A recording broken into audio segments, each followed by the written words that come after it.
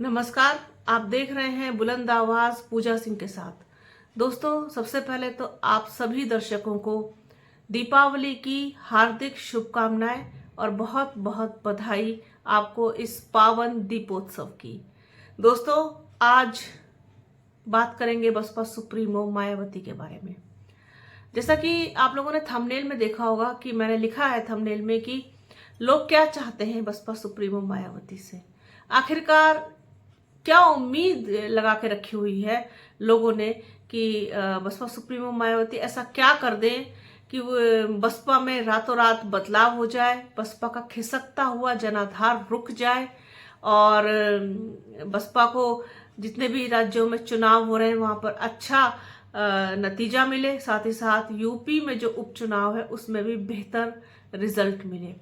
जब भी मैं कोई वीडियो करती हूँ बीएसपी के ऊपर या फिर जो हमारा दूसरा हैंडल है राजपथ भारत, उस पर जो वीडियोस करते हैं हम लोग, उसमें जो कमेंट्स आते हैं अगर हम उनको पढ़ें, उन पर नजर डालें तो बहुत सारे कमेंट्स ऐसे होते हैं जो ये उम्मीद कर रहे हैं, इस आशा में बैठे हुए हैं कि बसपा सुप्रीमो मायावती वो घर से बाहर निकले, अपने ड्राइंग रूम को छोड़ करके बाहर निकले, अपने एसी के कमरों को छोड़ करके बाहर आए और बाहर सड़कों पर आकर के वो राजनीति करें। क्या ये संभव है? कहीं से कहीं तक भी आप देखिए। आप लोगों ने बहुत लंबे समय से बसपा को फॉलो किया है, बसपा सुप्रीमो मायावती को फॉलो किया है। जो लोग बसपा को बहुत करीब से जानते हैं, मायावती को करीब से जानते हैं, उनका सबका यही कहना है कि बसपा का और बसपा सुप्रीमो मायावती का यही पैटर्न, यही तरीका शुरू से ही रहा है राजनीति करने का। वो जब जरूरत थी, जिस तरीके का माहौल था, उस हिसाब से उन्होंने सड़कों पर भी वो उतरी, धरने पर भी बैठी, सब कुछ किया। लेकिन अब इस वक्त उनसे ये उम्मीद करना थोड़ी सी बेमानी लगती है। एक तो एज होती है इस तरीके की राजनीति करने की कि आप सड़कों पे उतरें, आप पैदल यात्रा करें, आप धरना प्रदर्शन करें, आप रोड शो करें। इन सब चीज़ों की उम्र होती है इस तरीके की राजनीति की, जिसे हम बहुत बहुत कहना चाहिए कि एक ऐसी राजनीति की एक ऐसी विधा कह सकते हैं जो नौजवान राजनेताओं को बहुत सूट करती है और शायद उन्हीं के लिए बनी है। फिर जैसे जैसे आप परिपक्व होते जाते हैं, जैसे जैसे आपकी पार्टी बढ़ती है, जैसे जैसे आपका जनाधार बढ़ता है, जैसे जैसे आपके समर्थक बढ़ते हैं, तो ये सारी चीजें अपने आप ही कम होने लगती है धीरे धीरे। मेरे ख्याल से बसपा के साथ भी ऐसा ही हुआ। लेकिन इतना जरूर किया जा सकता है बसपा में अब कि आकाश आनंद को जिस तरीके से हरियाणा में एकदम फ्री हैंड दिया गया था, तो दूसरे राज्यों में भी उन पर भरोसा जताकर उनको फ्री हैंड दिया जाना चाहिए। साथ ही साथ आप ये कह सकते हैं कि मध्य प्रदेश, राजस्थान और छत्तीसगढ़ के जो चुनाव थे उसमें भी आकाश आनंद को जिम्मा दिया गया था प्रचार का और सारी चीजों का। तो उसके बाद अभी हरियाणा वाला जो इलेक्शन हुआ है उसमें आप देखेंगे कि आकाश आनंद के मैच्योरिटी लेवल में काफी इजाफा हुआ है और वो लोगों को जोड़ पाने में, लोगों से कनेक्ट कर पाने में काफी अब सहज खुद को महसूस करते हैं।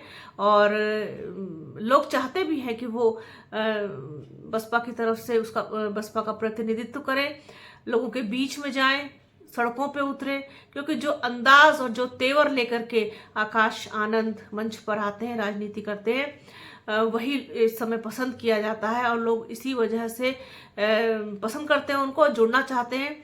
लेकिन महाराष्ट्र में उनको जिम्मेदारी ना देना और फिर उपचुनाव में, उत्तर प्रदेश के उपचुनाव में भी अभी तक कोई ऐसा कार्यक्रम उनका सामने नहीं आया जिसे कहा जा सके कि आकाश आनंद उपचुनाव में नजर आएंगे।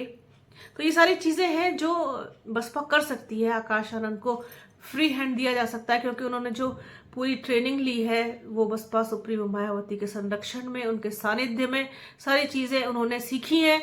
तो अब थोड़ा थोड़ा सा वक्त देना चाहिए क्योंकि अनुभव तो काम करने से ही आता है, लोगों के बीच में जाने से आता है। और जिस तरीके की राजनीति की उम्मीद बसपा से लोग कर रहे हैं, वो बसपा सुप्रीमो मायावती नहीं बल्कि आकाश आनंद उसको पूरा कर सकते हैं। उनमें इतनी कैपेबिलिटी है, उनके अंदर इतनी क्षमता भी है और वो इस योग्य भी हैं। तो बस ज़रूरत है थोड़ा भरोसा दिखाने की, जताने की और मौका देने की उनको, कि एक जो आसपास एक ऐसे लोगों का घेरा बसपा ने बना लिया है जो उनको फायदा तो कम और नुकसान ज़्यादा पहुंचाते हैं। तो ऐसे लोगों से दूरी बना करके रखना और साथ ही साथ बसपा के लिए जो ज़रूरी है और उसके फायदे के लिए चीज़ें हैं, वो सारी चीज़ें कैसे होंगी, क्या उनको करने का सही समय कौन सा है, ये सारी चीज़ें तो वही बता पाएगा जो वास्तव में बसपा का हितैषी होगा, जो वास्तव में ये चाहेगा कि ये पार्टी आगे बढ़े और लोगों का जो विश्वास इस पार्टी के प्रति है वो बना रहे, बरकरार रहे। तो बसपा सुप्रीमो मायावती से लोगों की उम्मीद करना कि वो सड़कों पे आकर के अब राजनीति करेंगी, तो ये तो बहुत बहुत नाइंसाफी की और बहुत बेईमानी की बात हो जाएगी। और ऐसी उम्मीद बसपा सुप्रीमो मायावती से अब नहीं की जानी चाहिए कि वो सिर्फ एक्स पर लिखती हैं और वो सिर्फ ड्राइंग रूम में बैठ के करती हैं राजनीति। ड्राइंग रूम की राजनीति तो आजकल सब कर रहे हैं, इसमें कोई अब बहुत अचंभे वाली बात नहीं है। लेकिन हाँ, आकाश आनंद को अब उन्हें आज़ाद कर देना चाहिए कि वो उनके संरक्षण में, उनके सानिध्य में, उनसे सलाह लेते हुए, उनसे मशवरा का, हालांकि वैसे भी बसपा सुप्रीमो मायावती से पूछे बिना मुझे नहीं लगता कि वो किसी भी तरीके का कोई फैसला भी करते होंगे। तो सारी चीज़ें हैं, ये होनी चाहिए और जो नहीं हो सकता उस पर बात करने से कोई फायदा नहीं है और वो उम्मीद करना भी बेकार है, क्योंकि ट्रोलर्स, कमेंट्स, ये सारी चीज़ें कि अब पार्टी खत्म हो गई है और ऐसा हो गया है, वैसा हो गया है, तमाम चीज़ें हैं, क्योंकि रिजल्ट नहीं आ पा रहा है और हाथी पर सवालिया निशान लग रहे हैं बसपा सुप्रीमो मायावती पर भी। अब लोग कहना चाहिए कि हालांकि जो भरोसा करते हैं वो करते हैं, आंख बंद करके करते हैं। बसपा के जो समर्थक हैं वो हैं, बसपा सुप्रीमो मायावती के सपोर्टर्स जो हैं वो हैं, वो कहीं इधर उधर जाने वाले नहीं है।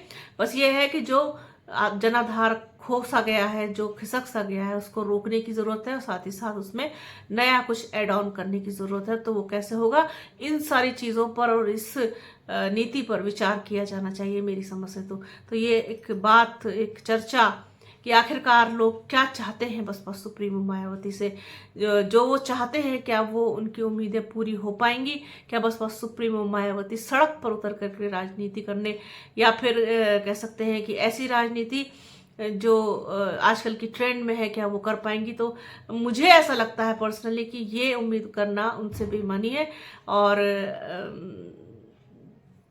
बसपा के पास आकाश आनंद है। सबसे बड़ी बात तो ये है, सबसे बड़ी चीज़ ये है, तो उनको आगे करना चाहिए बसपा को, और वो देखें, कमान संभालें बसपा की, उसका प्रतिनिधित्व करें। तो सोचा ये चीज़ अपने दर्शकों के साथ को शेयर किया जाए।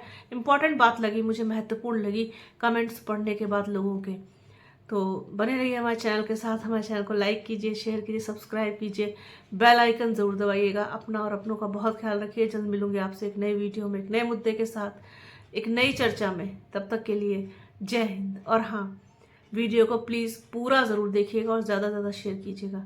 एक बार फिर से आप सभी को हैप्पी दिवाली।